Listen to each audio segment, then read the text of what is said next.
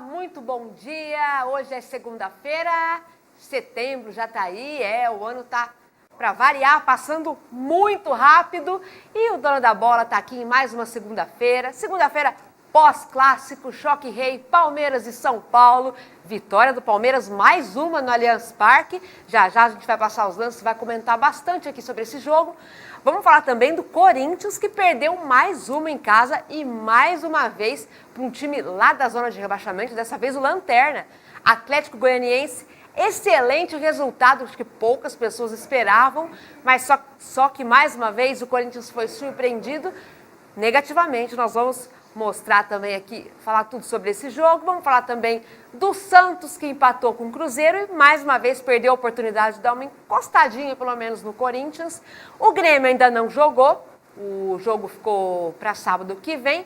Mas, enfim, hoje a gente tem muita coisa para falar aqui desse futebol. Lembrando que estamos aqui ao vivo pelo meu Facebook, a Dona da Bola, e também na programação aqui da TV Rio Preto, nos estúdios da TV Rio Preto, pelo canal 7 da NET. E hoje, o meu convidado, que vai me ajudar aqui nos comentários sobre esses jogos do fim de semana, é o meu colega jornalista Rafael Rossi, da CBN, aqui de São José do Rio Preto, CBN Grandes Lagos, e eu quero já até começar agradecendo a CBN aqui por ter liberado um dos seus principais jornalistas aqui, o Rafael, para ajudar aqui a brilhantar o nosso programa, acrescentar muito o nosso programa A Dona da Bola. Rafael, bom dia. Bom dia, Bem-vindo. Bom dia, Juliana. Bom dia para todo mundo que está assistindo.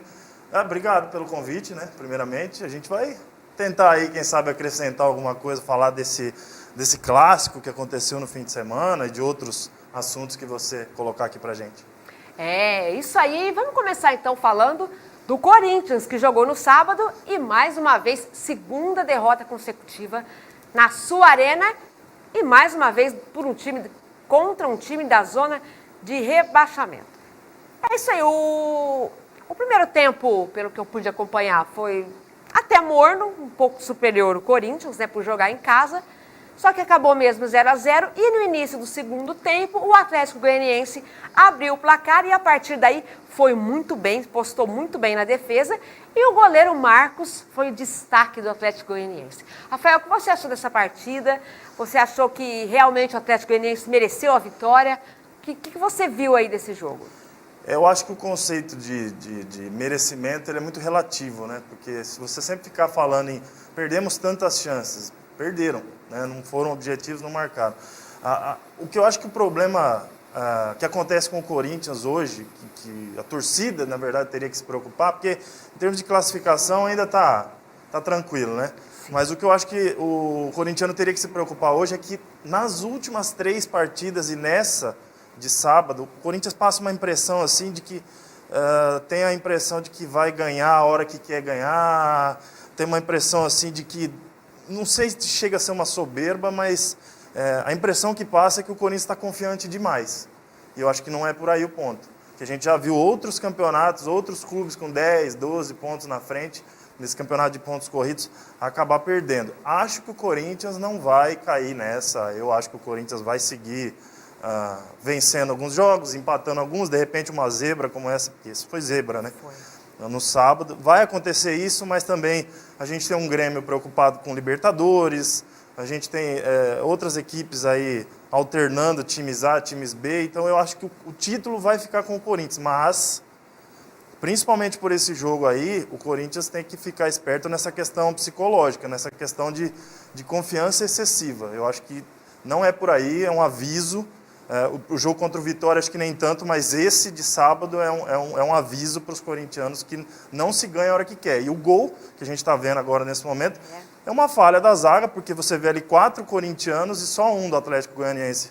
E quem que cabeceou a bola? O jogador do Atlético Goianiense. Então foi uma falha da zaga, isso é treinamento, bola parada, acontece e tal.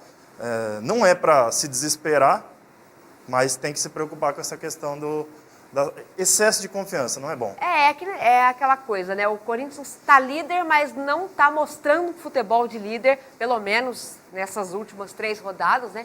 Ganhou da Chapecoense lá, só que também foi um jogo em que o Corinthians sofreu bastante, o Cássio salvou, né? Cássio não, o próprio jogador do Corinthians salvou praticamente em cima da linha o gol da Chapecoense, antes do Corinthians fazer 1-0.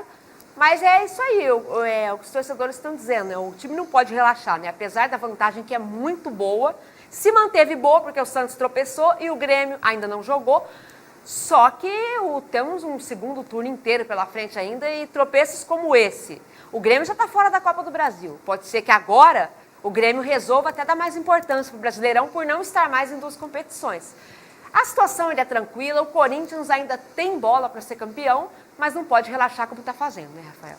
Não pode relaxar. E esse jogo que você citou da Chapecoense, o gol foi no último minuto. No último? O gol aos 44 do segundo tempo.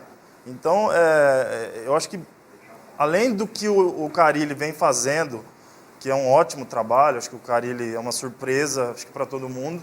O Carille que foi, não às claras, mas ele foi renegado até ao último instante pela diretoria do Corinthians, que tentou vários treinadores e quando não conseguiu nenhum, aí tudo bem, vamos colocar o Carille, mas lá no Corinthians ninguém fala oficialmente, né, que o Carille era a última opção.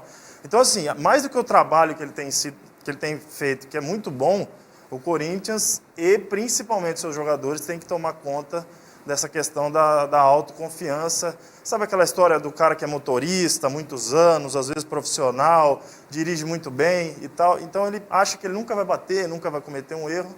E essa confiança, às vezes, exagerada, que faz o que aconteceu, por exemplo, no sábado contra o Corinthians. Não tem outra explicação, porque o Atlético Goianiense pode jogar mais 20 vezes lá, não vai ganhar. Exatamente. E o Corinthians também estava desfalcado, um desfalque importante, o Guilherme Arana, que vem sendo um dos principais jogadores do Timão, estava fora por contusão. No lugar dele entrou o Moisés, que não vem agradando muito a torcida corintiana, mas também é uma responsabilidade, né? O Guilherme Arana, um dos queridinhos, era a torcida do Timão, machucou e o Moisés, de repente, teve que substituir. Mas, enfim, olha, temos uma mensagem no nosso programa hoje, mensagem da Rose. Tudo pode acontecer. Jogo é jogo, o Corinthians tem que se cuidar, não pode relaxar. Eu sou corintiana, verdade, hein? A corintiana aí, a Rose Martins, que eu gosto de dizer sempre, por sinal é minha mãe, viu, Rafael? A Rose é minha mãe e ela está aí hoje, é corintiana, não é fanática, mas é corintiana. Mas ela está certa. Ela tem razão, o Corinthians não pode relaxar não, está numa situação muito boa, mas já é a segunda derrota consecutiva em casa e para time muito inferior ao Corinthians, né? E lembrando também, como eu já tinha mencionado, o goleiro Marcos, né? Marcos, que sempre tem sido pesadelo do Corinthians. Histórico. Os goleiros Marcos, né? Tem sido histórico. Pesadelos corintianos e mais um aí, o goleiro Marcos, se não me engano, pegou uma bola do Casim, perigosíssima, quase empata o jogo Corinthians, mas o Atlético Goianiense tem que se destacar que ele se segurou muito bem na partida, marcou bem o Corinthians. Fez aquele papel, né, do time que joga fora de casa, né? Sim. E principalmente não foi violento, né, Rafael? Exatamente, não apelou. O Atlético Goianiense no quesito, por isso que eu falo, objetividade. No quesito objetividade, quem vai falar que o Atlético Goianiense não mereceu a vitória? Essa que é a questão. E o Guilherme Arana é um excelente lateral esquerdo, mas não foi a ausência dele que fez o Corinthians perder do Atlético Goianiense. Até porque foi um gol de bola parada. Exatamente. Excelente vitória do Atlético Goianiense. Olha só, o Atlético Goianiense, que é o lanterna, por exemplo, mais uma vitória e mais um tropeço do São Paulo, ele encosta no São Paulo. Exatamente. E é o lanterna. Então, quer dizer, o Atlético Goianiense não é um mau time, está se recuperando, né? Para mim não seria surpresa nenhuma se ele chegasse a escapar do rebaixamento, porque está crescendo nas últimas rodadas. E uma vitória como essa em cima do Corinthians, do líder, dá muita força para o segmento do campeonato. É isso aí, mas o Corinthians continua líder, 50 pontos no campeonato, 10 à frente do Grêmio. E vamos falar do Santos, que tropeçou contra o Cruzeiro. Tropeçou não, né? Jogou fora de casa, mas teve a oportunidade, fez 1-0 com o Bruno Henrique. O mesmo Bruno Henrique teve uma chance claríssima de fazer o 2-0, não fez, e o Rafinha empatou para o Cruzeiro. 1-1 no Mineirão. Cruzeiro, que é finalista da Copa do Brasil, eliminou o Grêmio. Rafael, o que esperar desse Santos, que ainda tem esperança de ganhar o título? O Santos, o próprio técnico Lever Coupe, ele falou na coletiva após o jogo que ele nota, né, essa questão dos empates, né? O Santos vem empatando 5 empates e isso aí pode ser que agora, em termos de classificação, em termos de vaga na Libertadores, isso não faça tanta diferença, mas se isso continuar, daqui 2 ou 3 rodadas a coisa vai começar a complicar para o lado do Santos em relação a Libertadores. Agora, um time que empata tanto, o que pode ser detectado? Desequilíbrio. Algo no Santos está fora de sintonia. Porque o time que está equilibrado, ele não empata tanto. Ele pode até perder 1, 2 jogos, mas ele acaba ganhando a maioria dos jogos. Então, falta equilíbrio. Esse é o desafio do Leverkusen, que é um bom técnico, não é um top, né, mas é um bom técnico. Acho que tem capacidade para melhorar o Santos. O Santos tem elenco para parar com esses empates. E como você disse, teve oportunidade ontem de vencer no Mineirão e não aproveitou, né? Mais uma vez, né? O torcedor santista reclama bastante disso, que o time cria muitas chances claras de vencer o jogo, até de certa forma sem muitos sustos, mas perde muita oportunidade e aí acaba sofrendo castigo, né? E outras, numa situação normal, empatar com o Cruzeiro no Mineirão... É um bom resultado. É um bom resultado. Só que é o que a gente está falando. Não é normal a partir do momento que é o 5º empate. Exatamente. Né, na sequência. Então não é normal. O Santos tem que... não é nosso trabalho aqui. O nosso trabalho é criticar, né? Apontar que o Santos está faltando alguma coisa. Olha só, olha essa oportunidade cara a cara. do Bruno Henrique, cara a cara. Não pode, né? Não pode. É aquela velha história que o torcedor fala, só faz isso, trabalha com isso, treina todo dia. Você acha que ele quis enfeitar demais ou era a única alternativa ali? Já que o goleiro saiu, né? Não, eu acho que o Fábio ele diminuiu o gol, espaço, né? Ele diminuiu os espaços, ele fechou bem. Acho que era a opção correta, ela só não foi bem executada. Então, como eu estava dizendo, o nosso trabalho aqui é apontar, né? Nós somos críticos por conta disso. Mas quem tem que resolver, quem tem que arrumar ou detectar esse desequilíbrio e parar com essa sequência ruim, aí é coisa do treinador, da comissão técnica, dos líderes do elenco, o seu Lucas Lima, o seu Ricardo Oliveira. E quando eu falo Lucas Lima, Ricardo Oliveira, eu não falo de futebol, não. Eu falo, às vezes, de alguma atitude, né? De conversar, de colocar os pingos nos is e tal. Então, e aí o gol do Rafinha pro Cruzeiro. É o Rafinha. O nome dele é... Rafinha, é nome de craque? É nome de pessoa boa, pelo menos. Se não for de craque, pelo menos... E olha, e excelente jogador o Rafinha. Isso. E teve a oportunidade, empatou, salvou o Cruzeiro de uma derrota para o Santos. Lá dentro do Mineirão, o Cruzeiro, repito, está focado, acho que está bem no Campeonato Brasileiro, entrou no G6 com esse empate contra o Santos, né? G6, agora é G6, antigamente era G4, agora 4 vagas diretas para Libertadores e 5º e 6º colocado aí numa pré-Libertadores, mas o Cruzeiro jogou fora de casa, jogou em casa e fez valer o favoritismo. Favoritismo eu digo por jogar em casa, né? Porque em termos de futebol, o Santos estava até apresentando um desempenho, vem apresentando um desempenho melhor que o Cruzeiro no Brasileirão, mas fato é que 1-1 acabou sendo um bom resultado para o Cruzeiro, que se mantém na zona de classificação. O Santos também continua muito bem na tabela, o 3º colocado, com certa folga na zona de classificação para Libertadores, mas se quer mesmo pensar em título, como a gente disse aqui, tem que abrir o olho e parar com os tropeços, né, Rafael? Exato. Agora, eu tenho a impressão que o Cruzeiro, não que ele não ligue para o Campeonato Brasileiro, não que ele não queira, de repente, subir nessa tabela, não é nada disso, mas eu tenho a impressão que enquanto tiver essa Copa do Brasil aí, essas próximas semanas, 2 jogos contra o Flamengo, eu tenho a impressão que o Campeonato Brasileiro vai ficar bem em segundo plano pelos lados do Cruzeiro. Então, é por isso que eu digo, era uma oportunidade que o Santos tinha para vencer fora de casa, para acabar com essa oscilação, ou pelo menos tentar acabar com essa oscilação, e perdeu a chance. É isso aí. Então, empate santista, mais um empate, dessa vez contra o Cruzeiro, e já falamos também da derrota do líder Corinthians. É isso aí, agora nós vamos para um rápido intervalo e na volta a gente vai falar, hoje eu tô com um sorriso especial, do Palmeiras, que depois de tropeços do Campeonato Brasileiro, finalmente venceu a partida dentro de casa. O Palmeiras, que sempre foi tão forte no Allianz Parque, vinha tropeçou contra a Chapecoense, perdeu por 2-0, mas ontem, mais uma vez, se superou para cima do São Paulo, que continua na zona de rebaixamento. Voltamos já.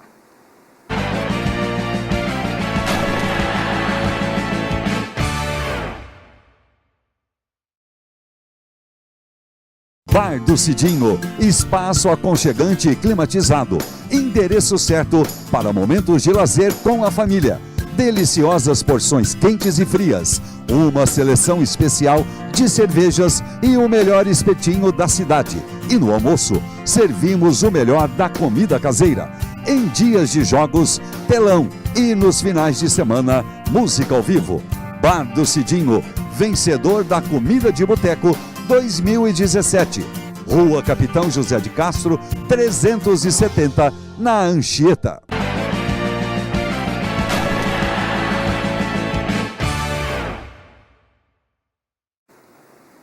Estamos de volta, agora sim, para falar do grande clássico de mais um choque rei no Allianz Parque e mais uma vitória do Verdão para cima do São Paulo, que continua na zona de rebaixamento, situação complicadíssima do tricolor.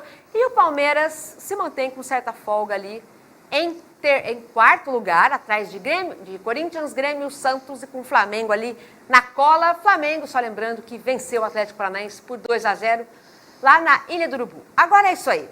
São Paulo e Palmeiras, quem saiu na frente no Allianz Parque foi o São Paulo. Gol do bom jogador, né, Marcos Guilherme. Segundo tempo foi meio fominha ali, perdeu uma boa oportunidade para o São Paulo.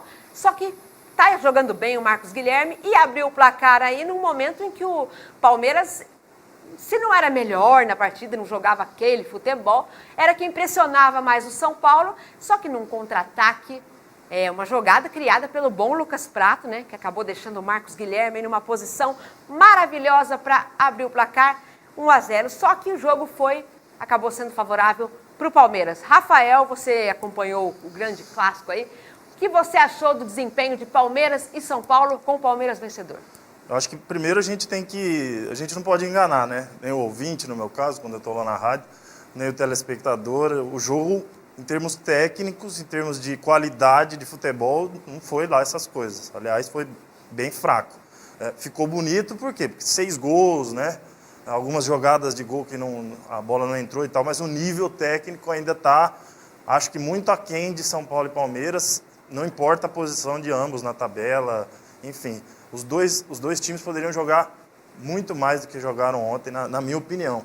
Agora, em relação ao jogo de ontem em si, eu acho que o jogo estava equilibrado até o placar ser aberto, equilibrado assim, com aquela predisposição do time da casa a sair mais no começo, a tentar atacar, o apoio da torcida e tal. Agora torcida única, né? Isso, torcida única. E o São Paulo, claramente, ele entrou para se defender, né? Coisa que não fazia ou não vinha fazendo em outras oportunidades. O São Paulo entrou para se defender, para achar uma bola como a do Prato, que a gente viu aí agora há pouco o lance, ele tocando para o Marcos Guilherme, que fez o primeiro gol. Esse aí, empate do William, jogada do Michel Bastos. Falha do nosso querido lateral esquerdo, o Edmar, né? Que não conseguiu acertar a bola, pulou antes da hora. E aí, né, sobrou para o centroavante.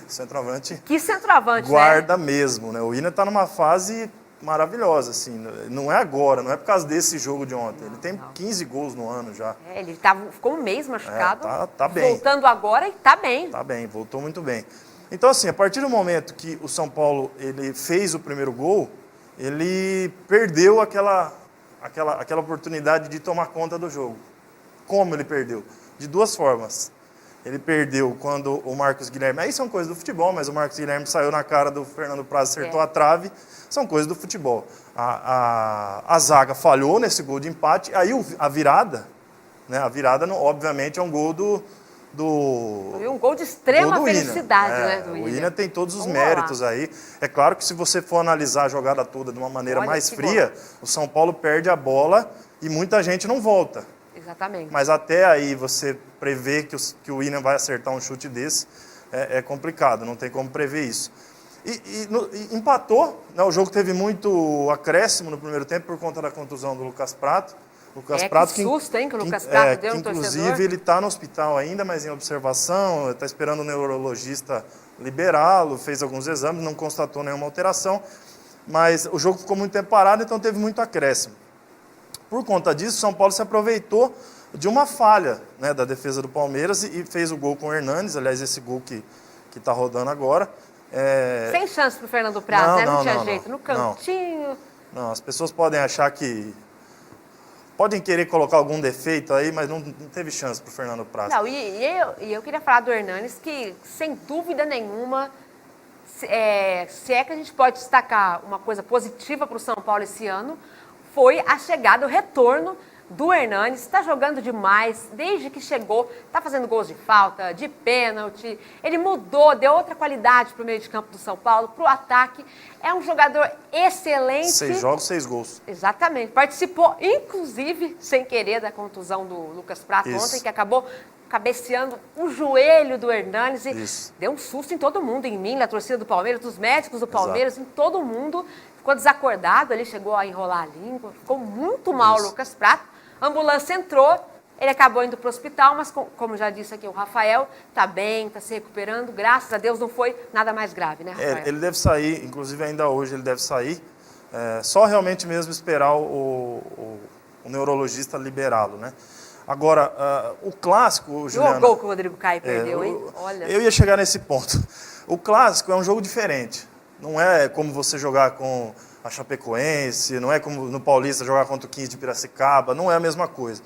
Aquele clichê do futebol, eu acho que o mais verdadeiro dos clichês do futebol é a história do detalhe. Então, justamente no clássico. Justamente no clássico. Esse clássico de ontem, a diferença, se você excluir o quarto gol, vamos supor que não tivesse saído o quarto gol, a diferença é o terceiro gol do Palmeiras, não tem... Que é isso aí, ó, golaço Exatamente. pequeno. Não tem como você colocar outro ponto que tenha sido decisivo no jogo, mais do que esse terceiro gol. Por quê? Porque no lance anterior, o Marcos Guilherme puxa um contra-ataque, 3 contra 1, ele poderia escolher um ou outro para tocar, ele tenta driblar, ele perde a bola na sequência. Ia ser muito difícil do Prazo alcançar qualquer um que então, assim, finalizasse esse detalhe, na verdade, fez muita diferença nesse jogo de ontem. Daí o quarto gol é consequência. O time que toma o terceiro tenta sair, tenta se arrumar e vai sofrer o contra-ataque. O quarto gol eu acho que é uma coisa até normal. Acho que seria muito mais normal sair esse quarto gol como saiu do que, na verdade, aconteceu um empate. E esse resultado de ontem, Juliano, é bom deixar claro também que, por parte do São Paulo, não pode falar que é culpa da tabela, da pressão, da zona de rebaixamento. Pelos próprios erros, né? Não, próprios erros. Ele teve todas as chances do mundo de ter um resultado melhor. O Hernanes, ele, na entrevista pós-jogo, ele disse que, na opinião dele, faltou humildade para o São Paulo. O que ele quis dizer? Ele falou o seguinte, o empate para a gente, nesse momento, era bom. Então, eu acho que faltou para a gente ter a humildade de aceitar que o empate era um bom resultado. A gente tentou sair com tudo para vencer o jogo, que também uma vitória seria importante, e acabou aí pecando nos contra-ataques, e o Palmeiras acabou criando as melhores oportunidades e concluindo, né? Criando as boas oportunidades e concluindo. Então, para o Hernanes faltou isso, faltou jogar mais pelo empate, jogar mais certinho, mais organizado. Não, quis sair com tudo para o ataque, para quem sabe vencer o jogo, e acabou não conseguindo. E para os lados do Palmeiras, o Palmeiras... Olha, mais uma mensagem agora do João Batista Araújo. Muito bom o programa, parabéns, Dona da Bola e TV Rio Preto. Muito obrigada.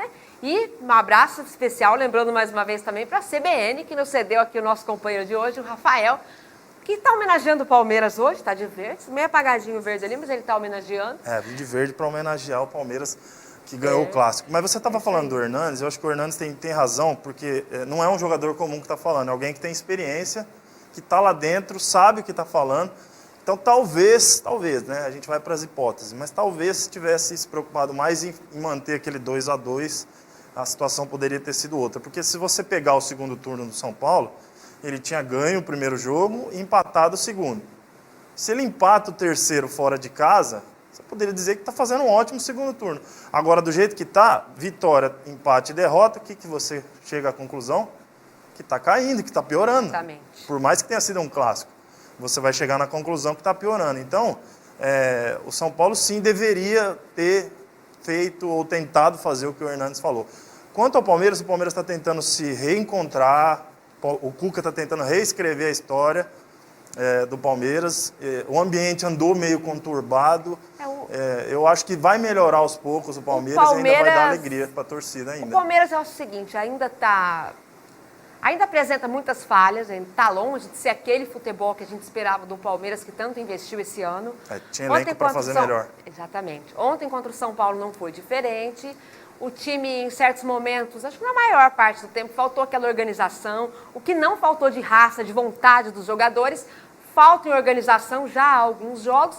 Porém, eu vi um fator em que o Palmeiras evoluiu ontem, que foi aquelas bolas, aquele cuca-bol, né, que eles brincam, cuca-bol, aquele chuveirinho na área. Ontem o Palmeiras parou um pouco com isso, o Palmeiras colocou mais a bola no chão, trabalhou a bola no chão, trabalhou os passes, trabalhou o meio de campo e por esse caminho conseguiu chegar aos gols, o que não vinha conseguindo naquele método chuveirinho, né? E é bom você ter falado isso, porque de repente a gente fala que o São Paulo poderia ter tentado empatar o jogo e tal, de repente tira até um pouco o mérito do Palmeiras, de maneira alguma. O Palmeiras, mesmo com o jogo não sendo tecnicamente lá muito espetacular, ele fez por onde fazer esses gols. O Palmeiras eu acho que mereceu o resultado, não foi do nada também, né? Exatamente, as substituições do Cuca que estava ao mesmo tempo que a diretoria do Palmeiras banca o Cuca, ao mesmo tempo, se perdesse um clássico para o São Paulo lá dentro, poderia balançar ainda mais o cargo do Cuca, o que eu não concordo, eu acho que tem que manter o Cuca.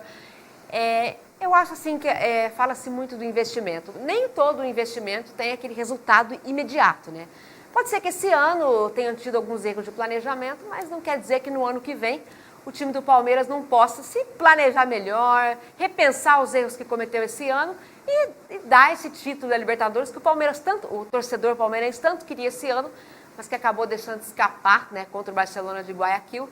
Mas enfim, eu acho que o time tem bons jogadores, tem tudo para evoluir, tem que corrigir muita coisa, como por exemplo o posicionamento da defesa, que ontem acabou tomando os gols do São Paulo muito por isso, por erros dela. O meio de campo precisa se organizar mais, como eu já disse, para não dar tanto espaço para o São Paulo ou para qualquer outro adversário, não errar tantos passes. O futebol do Palmeiras tem muito a melhorar, não só do Palmeiras, mesmo o Corinthians, que você vê que é o time líder, sempre tem o que melhorar, sempre tem o que evoluir. E o Palmeiras, eu acredito que aos poucos vai evoluindo e pode chegar sim a dar as alegrias que o torcedor espera.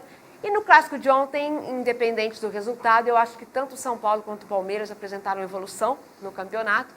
E pode sim o São Paulo sair dessa situação difícil e o Palmeiras respirar melhor no campeonato. Quem sabe brigar aí até o fim por uma posição melhor, né, Rafael? Eu acho que Concorda? Concordo. Não, concordo com tudo que você falou e vou mais além. O Palmeiras é um clube que tem um histórico de investimentos que foram dando certo desde a época da Parmalat, o primeiro ano. Em 92, o Palmeiras foi vice-campeão paulista e não foi o fim do mundo, tanto que depois, em 93, 94, ganhou tudo que podia ganhar. Por quê? Porque foi um trabalho que começou. E o torcedor é passional, a gente até entende. Mas nós aqui que trabalhamos com isso, a gente tem que passar para quem está vendo, para quem está ouvindo, que o Palmeiras não tem uma parceria ruim.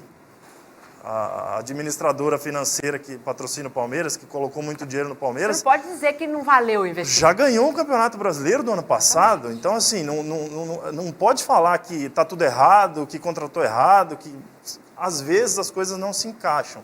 Eu até conversava com amigos, com pessoas até fora da mídia e falava, o Palmeiras talvez não seja para ganhar tudo de uma hora para outra, mas... Essa parceria, ela tem que ser mantida, tem que continuar nesse sentido. Eu já não era a favor da saída do Eduardo Batista, essa saída do Cuca agora muito menos. Não tem motivo para isso. Então eu acredito sim que o Palmeiras ainda vá entrar nos eixos e ainda vá... Talvez não dê tempo de ganhar o Brasileiro. Eu acho que foi super valorizado pelo investimento feito, por ser o time que hoje, um time que não deve, que paga em dia, que tem a ajuda aí daquele FIS da patrocinadora, que tem boa relação com a sua patrocinadora, que tem ajudado bastante e promete continuar ajudando o Palmeiras muito, a Leila, né? A nossa Leiloca, carinhosamente conhecida pelos palmeirenses. Com a saída do Paulo Nobre, Gagliotti assumiu a presidência. Eu acho que o Gagliotti falta estar mais presente ali no dia a dia do clube, nas entrevistas, nas coletivas. Falta um pouco mais de presença como tinha o Paulo Nobre, que a gente via sempre. Né? Eu acho que ele entendeu esse recado, vamos dizer assim, não que ele tenha ouvido agora, mas ele já deu uma entrevista longa outro dia, falou de vários assuntos, né, como você disse, prestigiou o Cuca. Eu acho que aos pouquinhos ele também vai pegar no breu, vai pegar no jeito da coisa. E eu, assim, em relação ao Palmeiras, eu sou otimista. Já não sou tão otimista em relação ao São Paulo, por exemplo. Infelizmente, nosso programa, Rafael, já está acabando. É isso aí, então. O Corinthians continua na liderança. Com o resultado do clássico, o Palmeiras segue em quarto, enquanto o São Paulo amarga a zona de rebaixamento. Inclusive, foi ultrapassado pelo Avaí ontem e pode ser ultrapassado pelo Vitória, que hoje enfrenta o Curitiba fora de casa. E vem numa crescente aí também o Vitória, sob o novo comando, né? Comando do grande Wagner Mancini. E é isso aí. O Campeonato Brasileiro continua, tem muito ainda pela frente. Rafael, mais uma vez, muito obrigada pela sua presença aqui. Mais uma vez, obrigada e um abraço para o pessoal da CBN Grandes Lagos, sempre fazendo um trabalho maravilhoso com o nosso futebol e esportes em geral. E é isso aí, na segunda-feira que vem nós estaremos de volta com mais convidados, mais Brasileirão. Aliás, mais Brasileirão não, semana que vem o Brasileirão para, porque tem jogo das eliminatórias para a Copa do Mundo, vamos falar sobre isso aqui também. É isso aí, muito obrigado pela participação, Rafael, você pela audiência e estaremos de volta na segunda-feira com mais um A Dona da Bola. E fique ligado no nosso YouTube também, A Dona da Bola com Juliana Araújo. Muito obrigada, até a segunda.